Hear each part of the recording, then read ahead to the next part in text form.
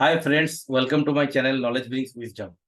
इस वीडियो में हम जानेंगे एटीसी में हम टैक्स सेव कैसे करें। और एटीसी में टैक्स सेव करने का हम दो तरीका बताएंगे। एक है कि हम कैसे एक गोल ओरिएंटेड बेस पे टैक्स सेव करके एक लॉन्ग टर्म में एक वेल्थ क्रिएट कर सकें, और हम कितना टैक्स सेव करें। और एट द सेम टाइम, अगर हमारे पास पैसे नहीं है और हम टैक्स सेव करना चाहते हैं तो टैक्स सेव करने का और क्या तरीका है। एटीसी में टैक्स सेव करने का क्या तरीका है विदाउट इन्वेस्टमेंट। एटीसी में टैक्स सेव करने का क्या तरीका है investing with good amount of wealth creation. तो दोनों को हम जानेंगे फ्रेंड्स। चलिए शुरू करते हैं friends. Eighty C eighty C tax benefits में क्या क्या आता है देखते हैं।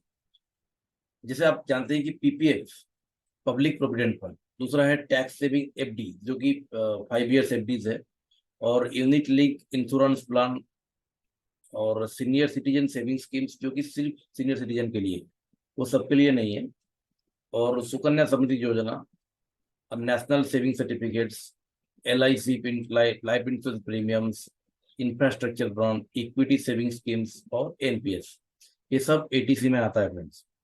तो एटीसी के बारे में डिटेल में जानना है उससे पहले मैं बताना चाहता हूँ कि मैं क्या बोलने वाला हूँ। मैं बोलने वाला हूँ कि हम किस में इन्वेस्ट पर्पज में करें, क्या विदाउट इन्वेस्टमेंट, और एक टेम्पलेट विदाउट इन्वेस्टमेंट का टेम्पलेट, विथ इन्वेस्टमेंट टेम्पलेट, ये सब कुछ मैं बोलने वाला हूँ। और विथ डिटेल जो कि हर एक का थोड़ा सा ब्रीफ डिटेल। और अगर आपको ज़्यादा डीपली जानना है तो और एक स्पेसिफिक वीडियो भी मेरे पास लिंक में दे दूंगा डिस्क्रिप्शन बॉक्स में, आप डिटेल में जान सकते हैं। तो फ्रेंड्स, जैसे जब मैं बोला कि अगर आप एटीसी में इन्वेस्ट करके टैक्स सेव करना चाहते हैं तो ये सब ऑप्शन आपके पास है। जो कि पीपीएफ, पब्लिक प्रोविडेंट फंड, जो कि बहुत पॉपुलर है।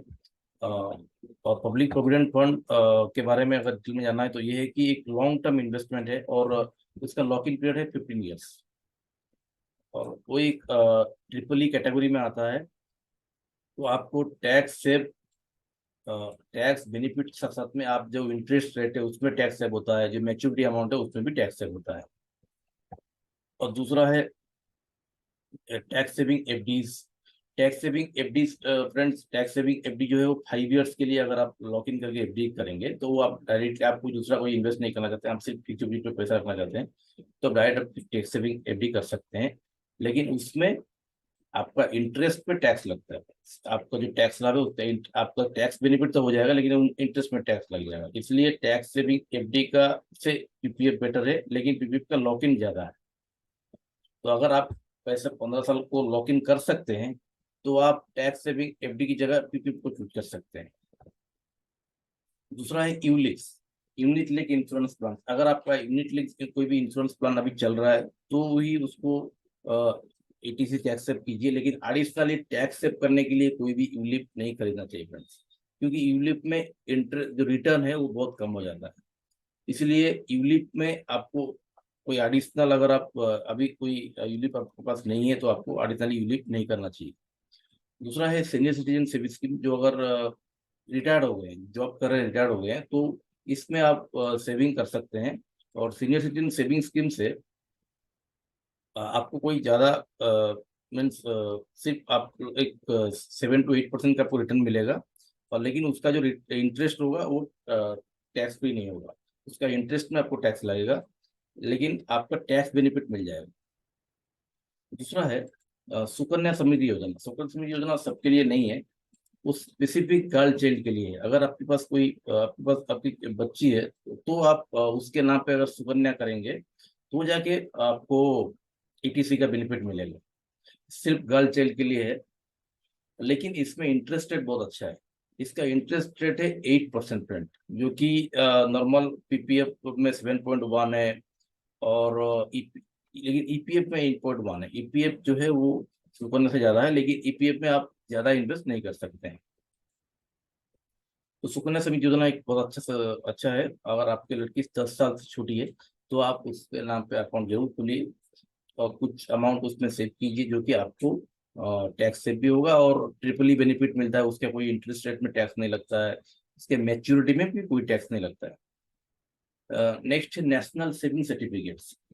नेशनल सेविंग सर्टिफिकेट्स जो है वो नॉर्मली पोस्ट बेस में किया जाता है, वो उसमें लॉकिंग पीरियड 5 to 10 ईयर्स होता है उसमें। वो लेकिन उसमें आप टैक्स बेनिफिट तो मिलता है, लेकिन जो इंटरेस्ट रेट है आपका टैक्स स्लैब के हिसाब से आपको टैक्स देना पड़ता है, वही प्रॉब्लम। और लाइफ इंश्योरेंस प्रीमियम, अगर आप कोई टर्म इंश्योरेंस लिए है तो वो अच्छा है, लेकिन आपको एडिशनली कोई भी life insurance investment purpose, tax saving purpose नहीं रहना चाहिए। सिर्फ आपको इंश्योरेंस जो है वो आपको टर्म इंश्योरेंस आपका लाइफ के लिए ही लेना चाहिए। जैसे इंफ्रास्ट्रक्चर बॉन्ड, अगर इंफ्रास्ट्रक्चर बॉन्ड में आप इन्वेस्ट करेंगे वो भी टैक्स सेविंग होता है। इक्विटी लिंक्ड सेविंग स्कीम जो कि बहुत अच्छा है, ईएलएसएस। ईएलएसएस बहुत ही बेस्ट वे है आपको वेल्थ क्रिएशन करने के लिए। ईएलएसएस और एनपीएस, एनपीएस के बारे में मैं स्पेसिफिक अलग वीडियो बनाया हूँ, उसका लिंक मैं दे दूंगा। लेकिन एनपीएस थोड़ा सा ज्यादा इंफॉर्मेशन आपको गैदर करना पड़ेगा। एनपीएस में अगर आप इन्वेस्ट करना चाहते हैं तो बहुत लॉन्ग टर्म पर्पज, सिर्फ रिटायरमेंट पर्पज। तो एनपीएस सिर्फ टैक्स सेव करने के लिए इन्वेस्ट मत कीजिए। अगर आप रिटायरमेंट के लिए कॉर्पस जनरेट करना चाहते हैं तभी जाके एनपीएस में कीजिए, क्योंकि एनपीएस क्या आपको मैच्योरिटी रिटायरमेंट में मिलता है। तो टैक्स सेविंग करने का साथ साथ में आपको ये माइंडसेट रखना है कि हम वो वेल्थ को किस पर्पज में इन्वेस्ट कर रहे हैं, सिर्फ टैक्स सेव नहीं कर रहे हैं। टैक्स सेव आप कितना कर पाएंगे उसके बारे में बताऊंगा, लेकिन टैक्स सेव के साथ साथ में हमें क्या बेनिफिट, एडिशनल बेनिफिट मिलेगा, क्या कौन सा गोल को हम अचीव कर पाएंगे, उसी हिसाब से हमें टैक्स सेव करना चाहिए। नहीं तो हमने सिर्फ टैक्स तो सेव कर दिया, लेकिन वो पैसे को हमने सही से यूटिलाइज नहीं कर पाया, तो हमारा जो मनी हमने टैक्स सेव किया वो कोई ज्यादा फायदा नहीं देगा। क्योंकि टैक्स सेव करने का और भी बहुत सारा तरीका है जो कि मैं बताने वाला हूँ। फ्रेंड्स, यह है इक्विटी लिंक सेविंग स्कीम के बारे में मैं स्पेसिफिक वीडियो बनाया हूँ। अगर आप जानना चाहते हैं तो PPF, equity link saving schemes, NPS का अलग अलग वीडियो है, मैं उसका लिंक में डिस्क्रिप्शन बॉक्स में दे दूंगा, उसको आप जरूर देखिए। नहीं तो मेरे चैनल में जाके भी आप सर्च करके देख सकते हैं, जरूर देखिए। और इक्विटी लिंक सेविंग्स के बारे में बोला चाहता हूँ कि वो सिर्फ 3 इयर्स का लॉक इन में आता है। अगर आप कोई मीडियम टर्म गोल या लॉन्ग टर्म गोल दोनों के लिए ये अच्छा है। मीडियम टर्म गोल जो आपका अगर 5 से 7 साल के बाद कुछ पैसा चाहिए, क्योंकि आपको ये माइंडसेट रखना है कि 3 साल लॉक इन जरूर है, लेकिन इक्विटी में इन्वेस्टेड है। कोई भी इक्विटी इन्वेस्टमेंट को आपको 3 साल में रिडीम नहीं करना चाहिए, एटलीस्ट 6 से 7 साल टाइम देना चाहिए। और लॉन्ग टर्म अगर इक्विटी में आप इन्वेस्टेड रहेंगे तो कुछ अमाउंट आप विड्रॉ करके, आप पार्शियल विड्रॉ करके आपका जो अदर गोल्स है आप उसको अचीव कर पाएंगे, और लॉन्ग टर्म रिटायरमेंट गोल को भी अचीव कर पाएंगे। तो इक्विटी लिंक सेविंग स्कीम बहुत अच्छा है फ्रेंड्स। ऐसे ही एनपीएस लॉन्ग टर्म के लिए, जैसे मैं बोला था। तो आपको अगर इन्वेस्ट आप नहीं करना चाहते हैं और आपका टैक्स सेव करना चाहते हैं, जो कि बहुत लोग करना चाहते हैं, उसका तरीका क्या है?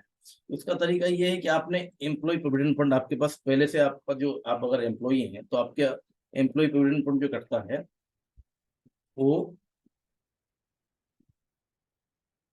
अगर आपका एम्प्लॉय प्रोविडेंट फंड जो आपका अकाउंट से कटता है वो भी आपका टैक्स सेव होता है फ्रेंड्स। तो तो उसको मैं एक टेम्पलेट बनाकर देता हूँ आपको। आपका अगर किड्स ट्यूशन कोई स्कूल में पढ़ाई कर रहा है तो उसका स्कूल का फीस, ट्यूशन फीस, स्कूल का फीस को ट्यूशन फीस बोला जाता है।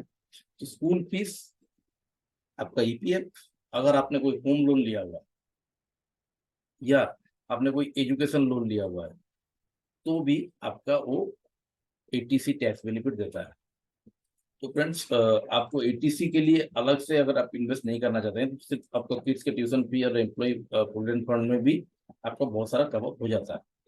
अगर उसके बाद कुछ बचता है, अगर आपने होम लोन लिया है तो दोनों तीनों मिलकर आपको जरूर कवर हो जाएगा। अगर आपने होम लोन नहीं लिया है तो आप कुछ पैसा आप ईएलएसएस में रीच कर सकते हैं। तो ये है अलग अलग तरीका इन्वेस्ट करने का। तो नेक्स्ट है टेम्पलेट्स। फ्रेंड्स, अगर आपको कैसे इन्वेस्ट करना चाहिए यूट्यूब आपको एटीसी में, इसका एक मैं टेम्पलेट बना के रखा हूँ आपको, जो कि इजी होगा। जैसे आपने, आपका ईपीएफ कट रहा है अराउंड 40,000, हो सकता है आपका ईपीएफ कट रहा है 40 से 50 भी हो सकता है। अगर आपको कोई आप अगर इन्वेस्ट करना नहीं चाहते हैं तो ईपीएफ जितना कट रहा है आपको उतना कैलकुलेट कर दीजिए। उसके बाद आपका किड का जो ट्यूशन फीस है वो आप एटीसी में दीजिए। उसके बाद अगर आपने होम लोन लिया है तो उसको दे दीजिए। देखिए 40 + 60 + 50, 1.5 लाख आपका कवर हो गया। अगर आपने, अगर आप यंग हैं, आपका मैरिज नहीं हुआ है, तो ये दोनों ही अगर नहीं काम कर रहा है तो आपको इन्वेस्टमेंट ऑप्शन चूज करना चाहिए। अगर आप मैरिड है, आपका अलग बहुत सारा खर्चा है, आपको किड्स के ट्यूशन है, घर का रेंट, बहुत सारा खर्चा, आपके एडिशनल होम लोन दे रहे हैं, तो आपको स्पेसिफिकली टैक्स सेव करने के लिए इन्वेस्ट करने की जरूरत नहीं है। आपका टैक्स सेव ऐसे ही आपके ईपीएफ और किड्स होम लोन में आपको कवर हो जाएगा। आपको कोई एडिशनल ईटीसी के लिए इन्वेस्ट करने की कोई जरूरत नहीं है। लेकिन अगर आप यंग है और आप आप अभी आपका कोई शादी नहीं हुआ है, अगर आप इन्वेस्ट लॉन्ग टर्म के लिए वेल्थ क्रिएट करना चाहते हैं, तो आप उसी पर्पज में इन्वेस्ट से टैक्स सेव करना है। टैक्स सेव तो करना है, साथ साथ में आपको लॉन्ग टर्म वेल्थ भी क्रिएट करना चाहिए। तो आपको पीपीएफ में या पीपीएफ या जैसे जैसे ईपीएफ में आपका, अब मैं पकड़ के रख रहा हूँ कि 40,000 कट रहा है, आपको अगर ये 50 होगा तो आप यहाँ से कुछ चेंज कर सकते हैं। ये एक टेम्पलेट है। ये टे, आपका अगर ईपीएफ 40,000 है तो आप वीपीएफ वॉलंटरी प्रोविडेंट फंड में अगर आप कर सकते हैं तो 30,000 और कीजिए। अगर वॉलंटरी प्रोविडेंट फंड करने में आपको दिक्कत हो रहा है तो सिंपल पीपीएफ में आप 30,000 रख दीजिए। लेकिन वॉलंटरी प्रोविडेंट फंड में आपको 1% इंटरेस्ट रेट ज्यादा मिलता है। इसीलिए मैं दोनों ऑप्शन दिए बोल के रखा हूँ। अगर ये 40,000 आपका ईपीएफ है तो एडिशनल आप पीपीएफ पे रख सकते हैं, या पीपीएफ पे आपने 30 रख दिए, 30,000 रख दिए, तो आपके टोटल 70,000 इन्वेस्टेड हो गए। टोटल 70,000 इन्वेस्टेड होने से यहाँ पे यहाँ पे मैं 80,000 रखा हूँ कि आपका टोटल 1.5 लाख कवर हो जाएगा। आप बाकी जो ईएलएसएस है आप उसमें 80,000 रखिए, तो टोटल आपका 1.5 लाख कवर हो जाता है। अगर आपने इंश्योरेंस किया हुआ है, अगर आपने इंश्योरेंस किया हुआ है 10,000 टर्म इंश्योरेंस 10,000 है या 5,000 है, अगर ये अगर 10 से आप वेरी कर सकते हैं, मैं जैसे पकड़ा हूँ 10,000, अगर ये 10,000 है तो आपको यहाँ से या यहाँ से आपका हिसाब से, अगर आप रिस्क लेना चाहते हैं तो ईएलएसएस में 80 के रख के पीपीएफ में 20 के कर दीजिए, या ईएलएसएस में 70 के करके पीपीएफ में 20 के। ये मैं एडिशनल रखा हूँ। अगर आप इंश्योरेंस में ऑलरेडी इंश्योरेंस कुछ किए हुए हैं तो उसको भी आप 80 टैक्स बेनिफिट में आता है, तो ईपीएफ और इंश्योरेंस आपका टैक्स बेनिफिट आ गया, तो ये दोनों में से आप 10,000 कम कर दीजिए कोई भी एक। लेकिन आपको ज्यादा ईएलएसएस में इन्वेस्टमेंट इसीलिए करना चाहिए क्योंकि ईएलएसएस लॉन्ग टर्म में बेहतरीन बहुत अच्छा वेल्थ क्रिएट करके देता है। तो ईएलएसएस इसीलिए बहुत अच्छा है फ्रेंड्स। ईएलएसएस एनपीएस इसके बारे में मैं अलग से वीडियो बनाया हुआ है। आपको अगर डिटेल में जानना है तो पीपीएफ के बारे में स्पेसिफिक वीडियो बनाया हुआ है। एनपीएस और पीपीएफ का कंपैरिजन, एनपीएस ईएलएसएस का कंपैरिजन, एनपीएस के बारे में डिटेल में वीडियो आपको अगर जानना है, और ईपीएफ पीपीएफ बीपीएफ आपको तीनों के बारे में अगर डिटेल में जानना है तो भी आपको क्लियर वीडियो आप यहाँ पे मेरे चैनल में जाके पूरा वीडियो देख सकते हैं। और साथ साथ में टैक्स सेविंग का मैंने अलग से ईएलएसएस के लिए, आप अगर आप ईएलएसएस में फंड्स कैसे टैक्स सेव करना चाहिए उसके लिए आपको अलग से वीडियो स्पेसिफिक मेंशन किया हुआ है। तो आप ईएलएसएस टैक्स सेविंग कैसे करना है वो वीडियो में जाके देख सकते हैं, और ईपीएफ बीपीएफ पीपीएफ का कंपेरिजन समझ सकते हैं। पीपीएफ में क्या तरीका है इन्वेस्ट करने का और क्या फायदा है, और इन कंपैरिजन भी आप कर सकते हैं एनपीएस ईएलएसएस पीपीएफ के बारे में, और एनपीएस का डिटेल वीडियो है आप समझ सकते हैं। तो फ्रेंड्स वीडियोस को जरूर देखिए, अपना नॉलेज को बढ़ाइए। अपना नॉलेज आपको वेल्थ क्रिएट जरूर करके देगा। तो वीडियो अगर अच्छा लगा है तो उसे लाइक और शेयर जरूर कीजिए। और एक चीज मैंने मिस किया है कि आपका टैक्स सेविंग कितना करना है। टैक्स सेविंग आपका टैक्स स्लैब के हिसाब से होता है। जो टैक्स स्लैब अगर आप 30% है, जैसे 10 लाख के ऊपर आपकी सैलरी है, तो आपका टैक्स सेविंग का चांसेस है सिर्फ 46,000। और 20% स्लैब के हिसाब से आप लोग 31,000 आप टैक्स सेव कर सकते हैं, और 5% टैक्स स्लैब के हिसाब से आप 7,800 टैक्स सेव कर सकते हैं। तो 30 से 40,000 टैक्स आप सेव कर सकते हैं। तो टैक्स सेव को इग्नोर मत कीजिए, टैक्स सेव जरूर कीजिए, और सही तरह से इन्वेस्ट, सही जगह पे इन्वेस्ट करके आप उसको वेल्थ भी क्रिएट कीजिए। आपका टैक्स सेव करने के साथ साथ में हमारा जो मोटो है कि आप वेल्थ क्रिएट कीजिए। आप टैक्स आपको हमारा जो मेन मोटो है कि आप वेल्थ क्रिएट करें और फाइनेंशियल फ्रीडम को अचीव करें। तो जो आपका जो गोल है वो आपको वेल्थ क्रिएशन का होना चाहिए, सिर्फ टैक्स सेविंग का नहीं होना चाहिए। तो फ्रेंड्स इससे वीडियो अच्छा लगे तो जरूर अपने दोस्तों में शेयर कीजिए, और चैनल को सब्सक्राइब नहीं किया है जरूर सब्सक्राइब कीजिए, क्योंकि बहुत ही इंफॉर्मेटिव वीडियो आपको एवरी वीक आपको नया वीडियो इंफॉर्मेटिव बहुत ही काम का वीडियो लाता रहता हूँ। Learn and practice to gain the knowledge, apply the knowledge in right time, then the knowledge brings wisdom.